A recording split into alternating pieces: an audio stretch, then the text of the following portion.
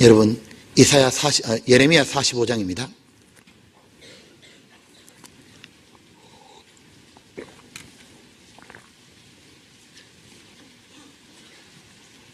예레미야 45장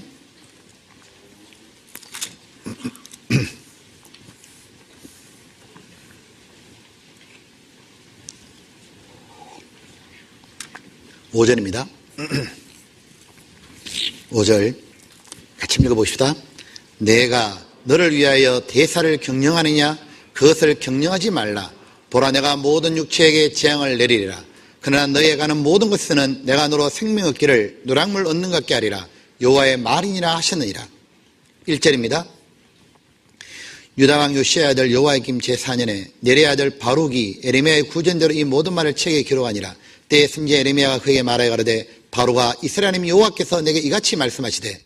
3절은 같이 읽어봅시다. 내가 일찍 말하기를 슬프다. 여호와께서 나의 고통에 슬픔을 더하셨으니 나는 나의 탄식으로 피곤하여 평안치 못하다도 하셨고, 또 내게 이르시기를 너는 그에게 이르라. 여호와께서 이같이 말씀하시기를, 보라, 나는 나의 세운 것을 헐기도 하며 나의 심음을 뽑기도 하나니 온 땅 이라거늘 내가 너를 위하여 대사를 경영하느냐? 그것을 경영하지 말라. 여기에 보면 지금 바룩과 에레미야가 나오잖아요. 여기 바룩은 잘 읽어야 되죠. 벼룩이 아니죠. 바룩은 훌륭한 분이었습니다. 무엇이냐면 이 바룩은 이 예레미야에게 에레미야가 하는 말을 받아 적었잖아요. 그게 예레미야서가 되는 겁니다. 성경이 되는 겁니다. 그리고 어떻게 했냐면 그 말씀을 받아 적은 걸 하나님의 집에 와서 낭독했잖아요. 근데 이것은 아주 대단한 용기가 필요하고 신앙이 필요한 겁니다. 왜냐하면 에레미야는 이 당시에 사람들에게 연병 취급받고 너무 무시하고 핍박받는 대상이잖아요. 근데 그런 예레미야 말씀을 받아 기록하고 아예 그걸 공개적으로 사람들 앞에 낭독한다는 얘기는 에레미야하고 똑같은 부류의 사람이 되는 겁니다. 근데 알면서도 바룩은 그렇게 했거든요. 왜냐하면 바룩은 신앙인인 거예요. 하늘에 속한 사람인 거예요. 하나님을 경외하는 마음이 있기 때문에 그렇게 했거든요. 용기도 있고 신앙도 있는 거예요. 그런데 이 바룩은 자기 인생이 편안했던 인생은 아닙니다. 여기 2절 하나 봅시다. 바룩아, 이스라엘 하나님 여호와께서 내게 이같이 말씀하시되. 3절, 바룩아, 너가 일찍 말하기를 슬프다. 여호와께서 나의 고통에 슬픔을 더하셨으니 나의 탄식으로 피곤하여 평안치 못하다도 하셨고. 여기 보면 고통이 있었다 말했죠. 이 바룩은 원래 평탄한 삶이 아니라 고통이 있었던 삶이었던 것입니다. 이 고통 때문에 하나님을 찾고 발견했던 것 같아요. 그런데 이 원래 인생 자체가 좀 고통스러운 인생인데 에레미야가 연결을 딱 되고 나니까 신앙의 슬픔이 또 밀려오는 겁니다. 신앙의 고난이 또 밀려오잖아요. 그러니까 뭐라 말하냐면 말하기를 나의 고통에 슬픔을 더하시도다. 하나님께서 내가 원래 고통스러운 게 많은데 여기다가 신앙적으로 핍박받는 또 그런 아픔과 슬픔을 허락하셨다고. 또 무시받는다고. 그래 말하니까 하나님 뭐라고 하냐면 그 바룩에 대해서 하나님 책망하잖아요. 뭐라 했냐면 이것은 합당한 말이 아니라고 말입니다. 왜냐하면 지금 너는 네 개인의 고통받는 거 그거 지금 말하고 있느냐? 네가 지금 그거 말할 때냐?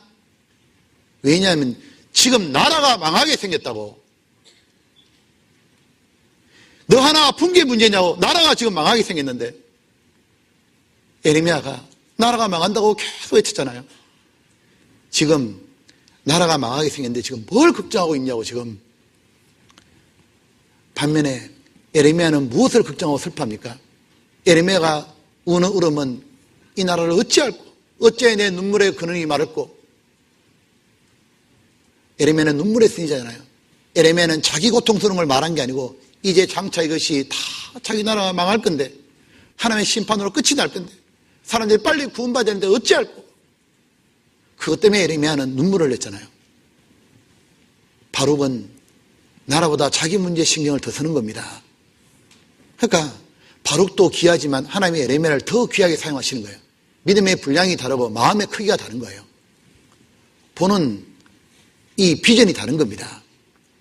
보면 우리도 에레미야처럼 진짜 걱정할 게 있죠. 자기의 문제보다도 지금 지옥에 떨어지는 자기 가족을 더 걱정해야 되잖아요. 지금 지옥에 떨어지는 사람들을 더 걱정해야 되고, 우리가 지금 자기 문제만 고민하고 이것에만 얽매여 산다면 하나님이 책망할 거예요. 무엇을 걱정하고 있냐고. 지금 하나님은 나는 뽑기도 하고 헐기도 하나니, 하나님 지금 좀 있으면 이스라엘 뽑아버리겠다 그 말이고 헐어버리겠다 그 말이잖아요. 이스라엘 뽑고 헐어버리고 그 직전에 있는데, 그 직전에 지금 뭘 걱정해야 되냐고. 이게 뽑고 흘리기 전에 빨리빨리 전도하고 구원해야 되는데, 이스라엘을 뽑기 전에 하나님이 개인 문제로 고민하는 바룩을 책망했다면, 지금 우리 시대는 세상이 뽑히기 직전입니다. 세상이 지금 흘리기 직전이잖아요. 온 세상이 지금 멸망으로 가고 있는 거예요. 이때 뭘 걱정해야겠냐고. 이때도 맨 자기 문제 때문에 걱정하고 있다면 하나님이 우리 양심에 두드리지 않겠냐고. 우리도 이 세상이 멸망하기 직전에 빨리 뭐죠? 사람들을 구원해야겠구나. 내가 영혼을 건져야겠구나. 어찌하면 저 사람들을 건질고, 자나깨나 그 생각이 들어야 되잖아요. 그리고 그걸 준비해야 되잖아요. 보면, 근데 하나님 말씀하시냐면 이래 말한 겁니다. 책망하는 도시에 너는 너를 위하여 대사를 격려하는도다. 그 대사를 격려하지 말라. 바룩은 어떤 게 있냐면 머리가 탁월했던 것 같습니다. 뭔가 재능이 많았던 것 같아요. 그래가지고 자기 나름대로의 계획과 목적이 있는 거예요.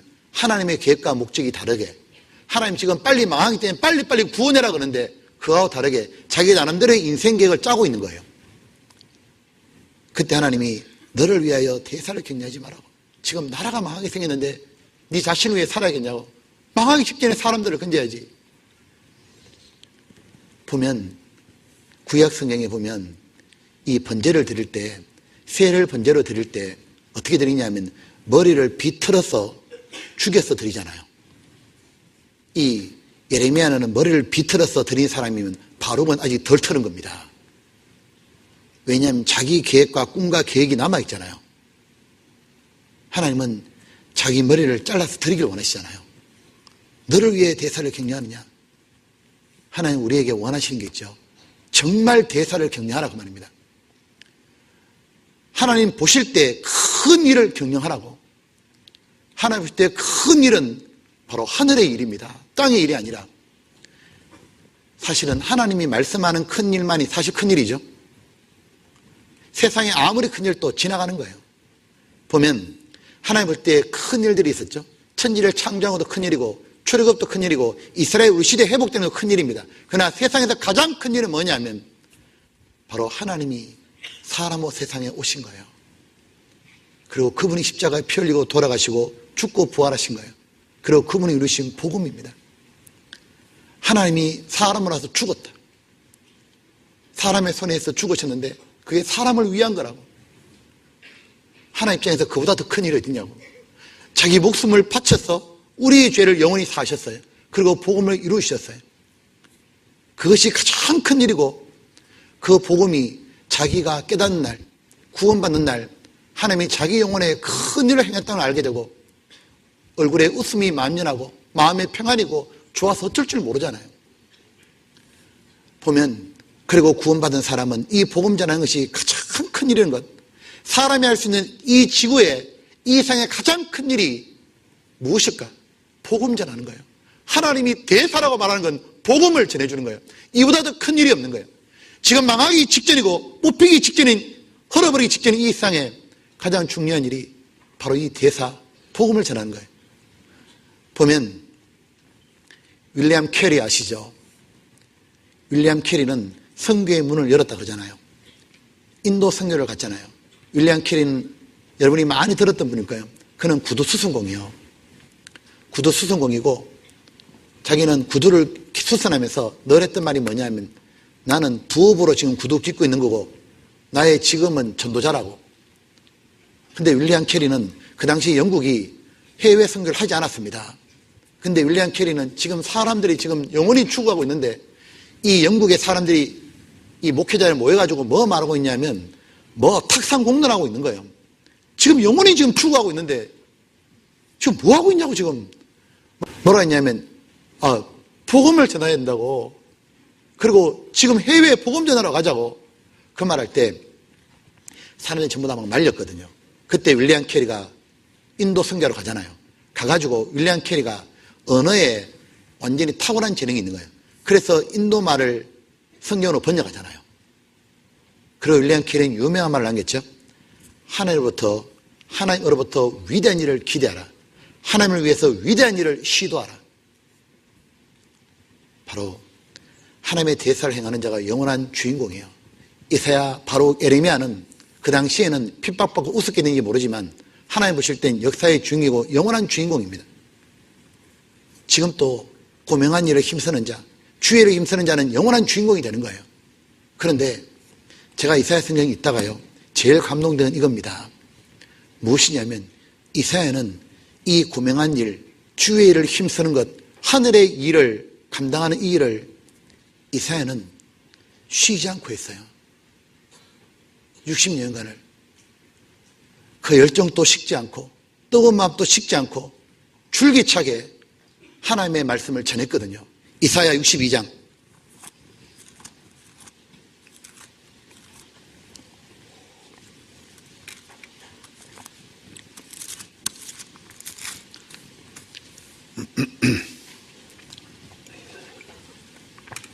62장 6절 7절입니다. 자, 같이 읽겠습니다. 예루살렘이여, 내가 내 성벽 위에 파수꾼을 세우고 그들로 종일 종야에 잠잠치 않게 하였느니라. 너희 여호와로 기억하게 하시는 자들아, 너희는 쉬지 말며 또 여호와께서 예루살렘을 세워 세상에서 찬송을 받게 하시기까지 그로 쉬지 못하시게 하라. 여기 쉬지 말라는 대상이 둘이죠. 하나는 파수꾼이여 쉬지 말고, 너희가 쉬지 않으면 하나님도 쉬지 않을 거라고, 여호와로 쉬지 못하시게 하라고. 보면, 자, 저를 한번 보셔요. 이런 게 있습니다. 어떤 대학부는요, 어떤 청년부서는요, 하나님이 쉬시는 것 같아요. 어떤 사람에게도 하나님이 쉬는 것처럼 보입니다. 왜냐하면 그를 통해서 힘 있는 전도도 안 되고 그 부서가 힘있게 부응이 안 되는 겁니다. 뭔가가 주를 위해서 힘차게 살아가는 모습들이 없는 겁니다. 왜냐하면 본인들이 쉬고 있기 때문에 하나님 또 쉬시는 거예요. 옛날하고 다르게 식어서 살아가는 거예요. 옛날엔 뜨겁게 열심히 살았는데 지금은 그렇게 안 사는 겁니다. 근데 어떤 형제는 보면은요, 하나님이 그 형제 통해서 계속 뭔가 역사하시는 거예요. 언제나 힘이 있고 주변 사람 붙잡고 또 전도하고. 어떤 부서는 1년이 지나고 나니까 대학부가 확 늘어버린 거예요. 어떤 청년 부서는 1년이 지나고 나니까 숫자도 늘고 서로 교제도 깊이 하고 서로 좋아하고 전도도 되고 힘이 막 있는 겁니다. 왜? 안 쉬는 겁니다. 뜨겁게 사는 거예요. 처음에 모일 때 그 마음 그대로 뭐냐면 다른 영혼에서 기도하고 전도하려고 캠퍼스를 누비고 집회 있으면 데려오려고 그러고 하나님께 계속 기도하니까 하나님 또 못 쉬잖아요. 영혼을 데리고 인도하니까 하나님 또 쉴 수가 없는 겁니다. 하나님 또 뭔가 일을 해주셔야 되잖아요. 하나님 위해서 주의 일을 힘쓰려고 일을 막 벌리니까 함께 모여 여호와 이름을 존중하는 자들이 서로 교제하고 피차 서로 말하고 계획하고 도모하니까 하나님 또 가만히 계실 수가 없잖아요. 그러니까 하나님 또 쉬지 않고 뭔가 일을 해주시는 거예요. 근데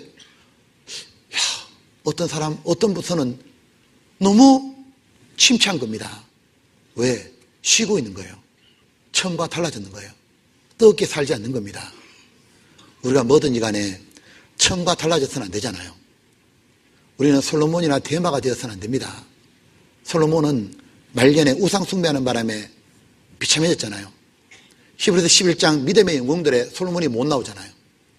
대마도 보면 바울을 떠나 복음을 전했는데 감옥까지 따라 들어갔다가 마지막 바울이 쓴 성경 디모데후서에는 대마가 없잖아요.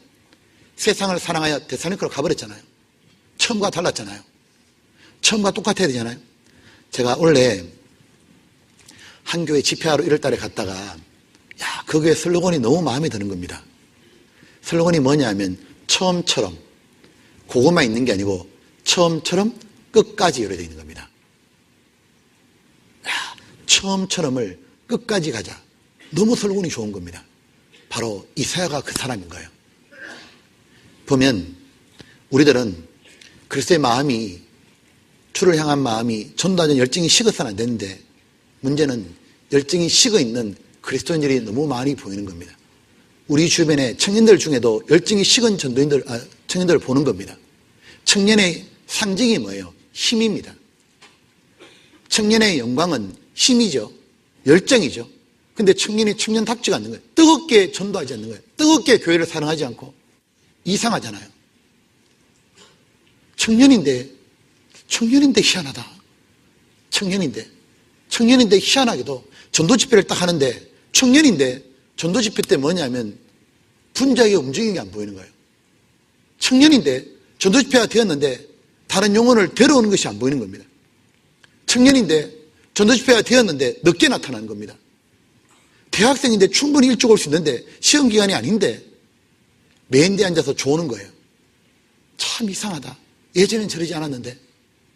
예전에는 한 영혼 인도하려고 데려오고, 이 영혼 잘 못 들으면 옆에서 모두 사주고 안마해주고 그렇게 전도하려고 애썼는데 어느 순간부터 희한한 겁니다. 이상하다. 전도 집회가 다가온다고 말을 하는데도 뭐냐면 가슴 설레는 게 없는 거예요. 매달 달에 대학부 집회한다. 매달 달에 대집회한다. 그런데 기다리는 마음이 없는 거예요. 또 집회하나 보다. 왜 이렇게 식었죠? 집회가 다가오면 그때 이 집회를 얼마나 기다렸는지 모릅니다. 이 사람 만나서 집회 듣자 그러고, 저 사람 만나서 듣자 그러고, 부모님께 듣자 그러고, 그 집회에서 부지런히 다니면서 시간을 내고 물질을 들이고 뭔가 집회 준비를 했잖아요. 너무너무 기다리던 집회였는데 이제는 집회가 다가오면 연례 행사처럼 느껴지는 거예요. 그리고 때로는 부담으로 다가오고 너무 이상하잖아요.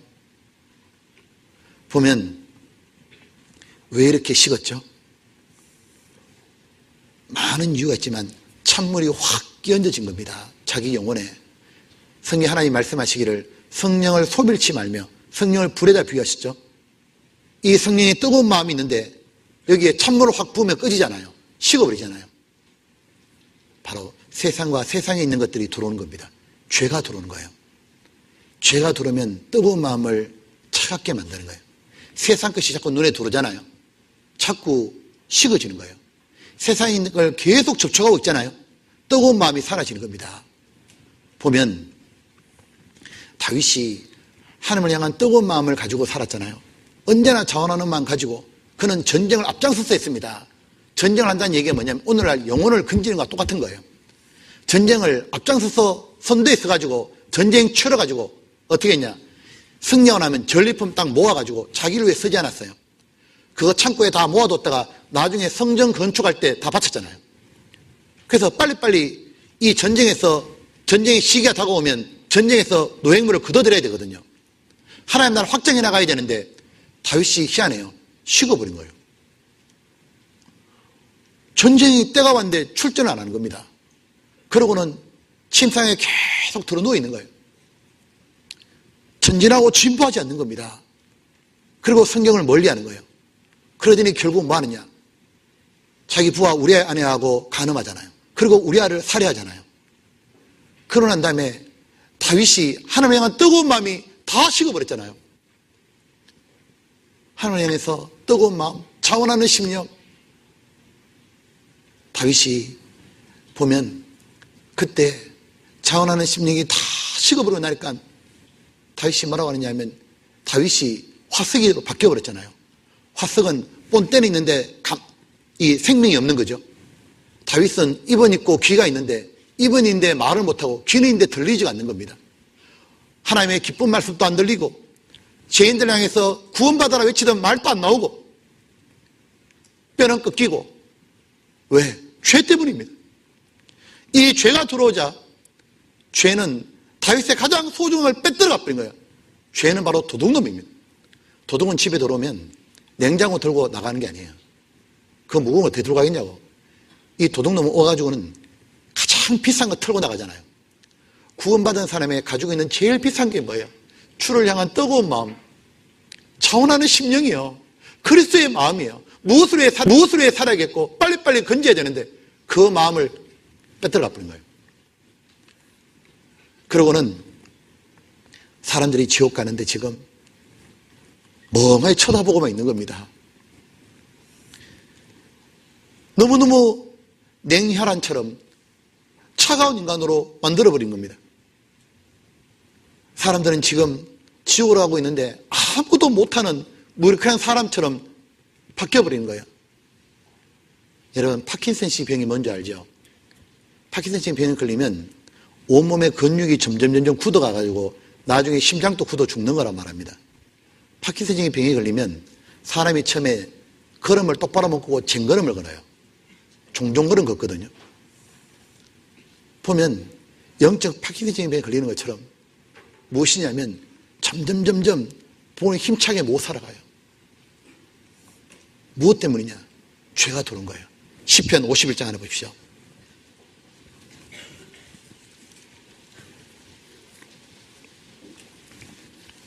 시편 51장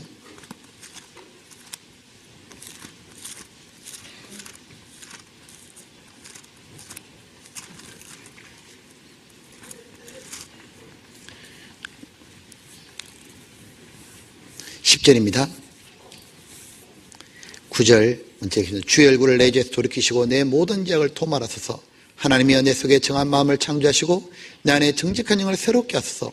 12절 주의 구원의 즐거움을 내게 회복시키시고 자원한 심령을 쌓아 나를 붙드소서. 그리하면 내가 범죄자에게 주의 도를 가르치리니 죄인들이 죽게 돌아오리이다. 15절 주여 내 입술을 열어주소서. 내 입이 주를 찬송하여 전파리이다. 보면 우리들은 다시 뜨거워져야 됩니다.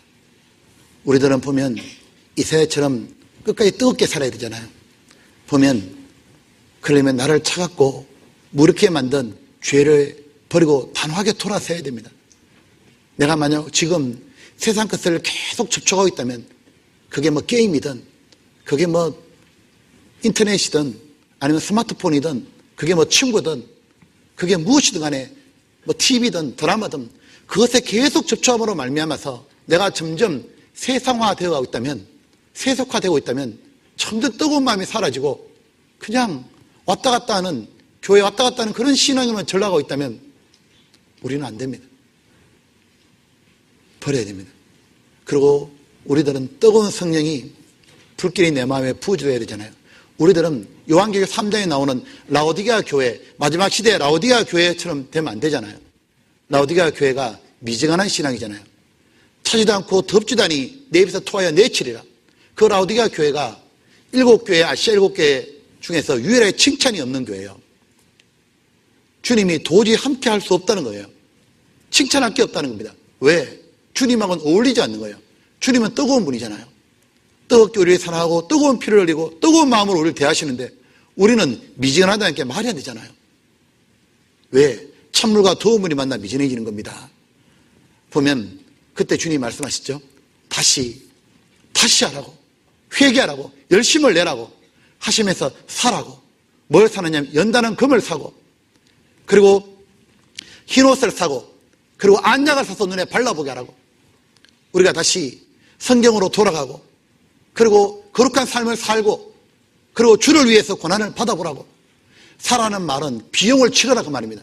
이도 우리가 뭔가 뜨겁게 살기 위해서 뭔가 새롭게 회개하고 열심을 내라 그 말인 겁니다. 이사야가 어떻게 그 많은 핍박, 그 많은 외로움, 그 많은 어려움을 극복하고 그렇게 60년간 뜨겁게 하나님의 사역을 감당할 수 있을까? 그 이유는 이사야는 멀리할 건 멀리하고 가까이 할 걸 가까이 할 걸 가까이 해야 될 게 무엇인지 아는 사람인 거예요. 그는 세상은 멀리 했지만 가장 뜨거운 분하고 늘 접촉했습니다. 가장 영혼에 대해서 뜨거운 분, 바로 하나님. 보면 이사야는 타락한 이스라엘 백성에 크게 외쳤거든요. 보면 실제로 대학생 때요, 전도를 담대히 해봐야 됩니다. 전도를 하면 마음이 뜨거워져요. 고기를 먹어봐야 고기 맛을 알잖아요. 무엇이냐면 전도할수록 주님과 영혼을 더 사랑하게 되는 거예요.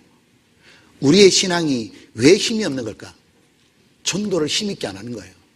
그러니까 항상 들어오는 건 있어. 들어오는 건 말씀을 듣고 교제하고 들어오는 건데 나가야 되잖아요. 이게 그 나가는 게 뭐냐면 봉사하고 전도하거든요.